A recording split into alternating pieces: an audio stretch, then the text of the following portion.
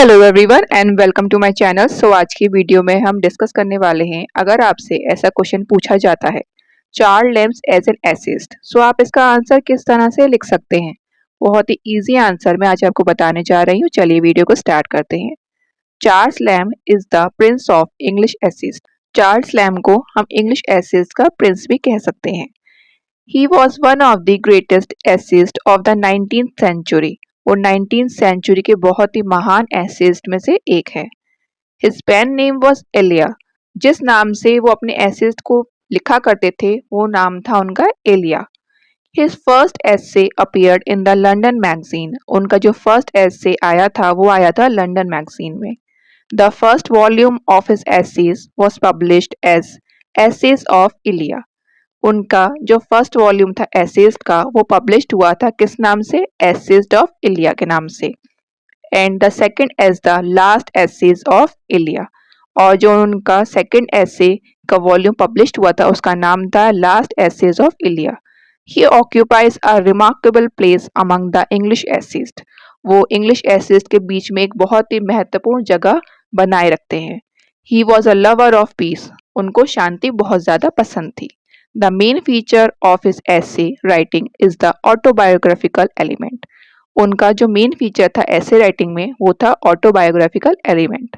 Autobiographical element क्या होता है, जिसमें हम अपनी लाइफ से जुड़ी चीज़ों के बारे में लिखते हैं। He grabs the first position among the personal essayists.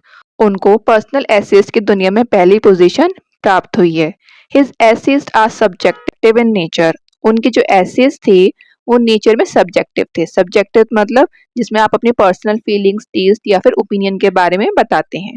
He started his career as a poet but could not succeed. उन्होंने अपने करियर की शुरुआत एक पोएट के रूप में करी थी पर वो उसमें सक्सीड नहीं हो पाए थे। The author takes the reader into confidence and shares his innermost feelings, thoughts, experiences, hobbies and manners with them.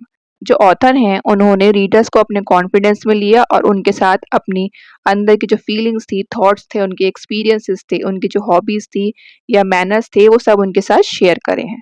There is a touch of friendliness and personal intimacy in his essays. उनके essays के अंदर आप personal intimacy देख सकते हैं। मतलब वो अपने एसेज में ऐसे शेयर करते हैं जैसे कि उनके कोई जानने वाले हो, उनसे वो अपनी बात को शेयर कर रहे हो। The essays become a window to the personal life of Charles lamb. जो उनके एसेज थे वो एक तरीके से उनकी पर्सनल लाइफ में एक खिड़की की तरह काम करते थे। उनके एसेज के थ्रू आप जान सकते थे कि चार्ल्स लैम्ब की लाइफ किस तरह से रही होगी। There is a fine blending of fact and fiction in the essays of Lamb. From time to time Lamb looks back to past memories of life and the glimpses are reflected in his work. बहुत ही fine blending आपको मिलेगी उनके essays में तथ्य और कल्पना के बीच में। वो समय समय पर अपने पास्ट मेमोरीज में जाते थे और उसकी कुछ झलक हम उनके काम में देख सकते हैं। They are a happy mixture of humour and pathos which encourage the reader to think deeply. एक बहुत ही हैप्पी मिक्सचर है हास्य और करुणा का, जो रीडर्स को एनकरेज करता है सोचने के लिए। Charles essays contain an ancient essence because of his love for literature. Charles के एसेज के अंदर एक प्राचीन एसेंस भी दिखेगा जो बताता है लिटरेचर के प्रति उनके प्रेम को। He was a reader of all the classics. वो सारे क्लासिक्स के एक तरह से रीडर रह चुके हैं। He imitates the style of 16th and 17th century writers like Milton, Sir Thomas. वो 16 और 17th सेंचुरी के राइटर्स जैसे कि मिल्टन और सर थॉमस के स्टाइल को इमिटेट्स करते हैं। He makes his style charming and prevents it from becoming tiresome and boring. वो अपने स्टाइल को इस तरह से चार्मिंग करते हैं, इस तरीके से प्रेजेंट करते हैं कि वो बोरिंग ना लगे और जो उनके रीडर्स हैं वो उसको पढ़ते पढ़ते बोर ना हो।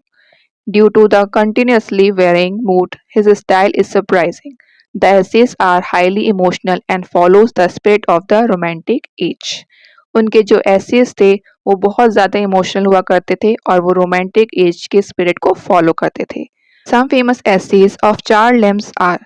चार्ल्स लैम्ब के कुछ फेमस एसेज के नाम: A Bachelor's Complaint of the Behaviour of Married People, Poor Relations, Dream children.